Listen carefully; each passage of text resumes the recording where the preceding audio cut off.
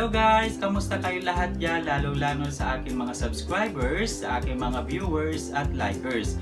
Ngayon naman, isi-share ko sa inyo kung paano magluto ng perfect sunny side up in 2 ways.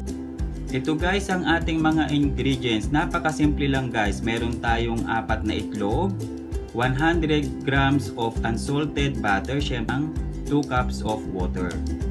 Ngayon guys, uunahin natin yung sa butter way. Buksan natin ang ating stove. Siyempre mahina lang ang ating apoy. Okay. Lalagay tayo ng ating butter. Ayan.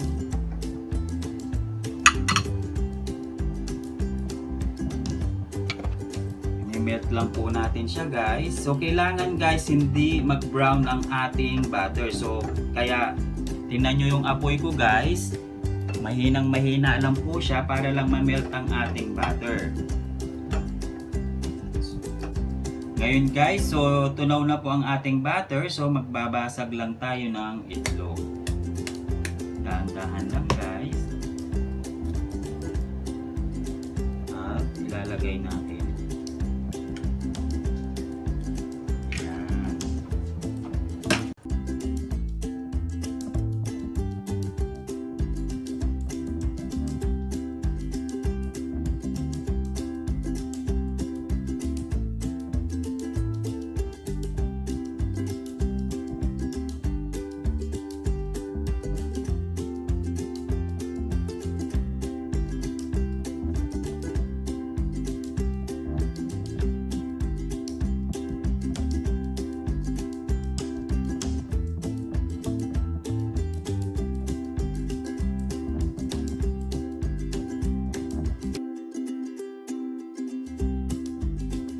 Ngayon guys, nagpainit na po tayo ng tubig at syempre nilagyan ko po ng konting asin o pinch of salt. So kailangan guys, kulong-kulo po siya.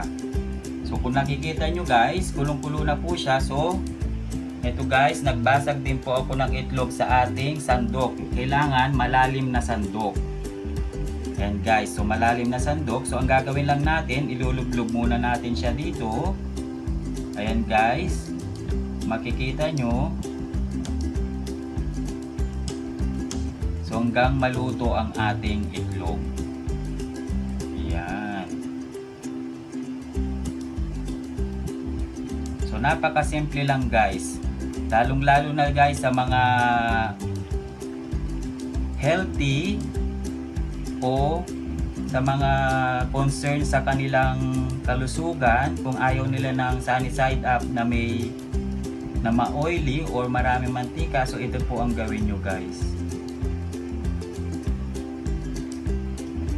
Ngayon guys, luto na ang ating sunny side up eggs in a boiling water. So ililipat na natin siya guys.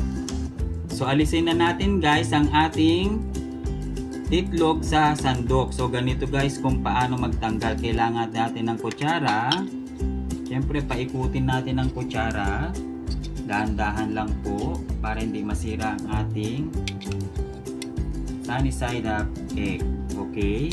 So kukunin din po natin siya hanggang ilalim. Yan. Okay.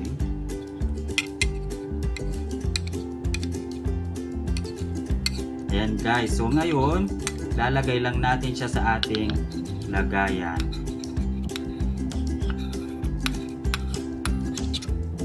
Ayan.